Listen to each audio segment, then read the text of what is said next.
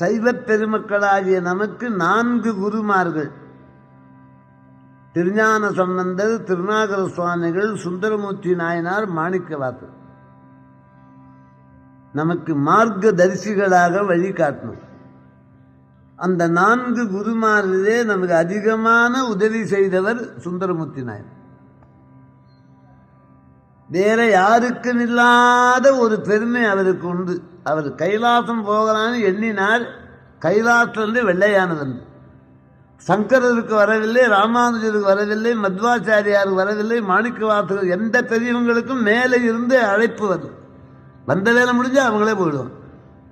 இவர் ஒருவர் தான் கைலாசத்திலிருந்து ஐராவணன் என்ற வெள்ளையானை சிவபெருமான் அனுப்பிச்சார். கூட அழைக்க வந்தவங்க யார் தெரியுங்களா? இந்திரன் தேவன், மால் நாராயணன். 18 வயசு உள்ள இந்த இளைஞரை அழைக்க விஷ்ணுமூர்த்தி வர்றார், அஷ்டலட்சுமி நாயகன். பிரமன் எல்லார் தலையில் எழுதுறது. வயசு இவருக்கு 18. இந்திரன், இது சுந்தரரே பாடுறார், சேக்கிழார் பாடல. இன்னாரு இன்னாரு என்ன அழைக்க வந்தாங்கன்னு அவரே பாடுறார். இந்திரன். நான் என் டைரியில் என்ன எழுதுவேன்? இன்னைக்கு லீலஸ்கான்ல கதை, சாவி அவர்கள் மாலை போட்டார், குறிப்பா எழுதி வைப்பேன். இந்த நேரம் சந்திச்சு அப்படி சுந்தரர் சொல்றாரு, என்னை அழைக்க வந்தவர்கள் யார் யாரு? இந்திரன், மால், பிரமன், எழிலார் மிகு தேவரெல்லாம் வந்து எதிர்கொள்ள மத்த யானை அருள் புகுந்து ஐராவணம் 2000 தந்தங்களை உடையது. இப்ப நம்ம யானைக்கெல்லாம் 2 கொம்பு இருக்கும். இந்தனுடைய ஐராவணம் 4 தந்தம். சிவபெருமான் ஏறுகிற அந்த யானைக்கு 2000 தந்தங்கள். அதாவது சிவபெருமான் ஏறலாம், உமாதேவியார் ஏறலாம், முருகன் ஏறலாம், வேற யாரும் ஏறலாம். அந்த யானை இவருக்கு வருது. அவர் அழுது தொழுது யானை மேல ஏறி கைலாசத்தில் இந்த உள் மாட வீதி வலம் வருது. அங்க இருக்கிற மிகப்பெரிய மகரிஷிகள் ததீசி, மரீசி, அங்குரீசர் ஆச்சரியம். யாரோ ஒரு பூலோக மனிதன் சின்ன வயசு சுவாமி யானை மேல வர்றாரு. கவர்னர் கார்ல, கடிலா கார், கவர்னர் ஏறலாம், அவர் மனைவி ஏறலாம், கவர்னர் மகன் ஏறலாம், பொட்டில் ஏறலாம், சமையல்காரன். எப்படி கேட்கறது? சுவாமியே போய் கேட்டாங்க, சுவாமி தங்கள் யானையில யாரோ ஒரு இளைஞர் வர்றாரு. மந்திரமா முனிவர் இவன் யார் என்ன? அவர் என்ன சொன்னார்? எம்பெருமான் நந்தமரு ஊரன் என்றான். அவன் நம்பட வேண்டாம். நான் அதிகம் சொல்ல நேரம் இல்லை. அதிகமாக நமக்கு உதவி செய்தவர் சுந்தரர். என்ன உதவி செய்தார்? திருத்தொண்ட தொகை என்ற பதிகத்தை நமக்கு பாடி வழங்கிய அருளாளர் சுந்தரர்.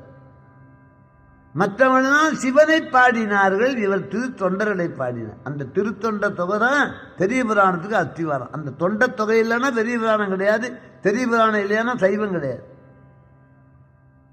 சேக்கிழார் சுவாமி அனுஷ்டானம் என்று உட்கார்ந்துங்கிறார், சிஷியாரெல்லாம் உட்கார்ந்துங்க.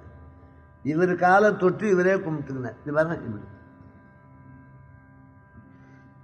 ஒரு பையன் தங்கால தொட்டு தானே, அப்பா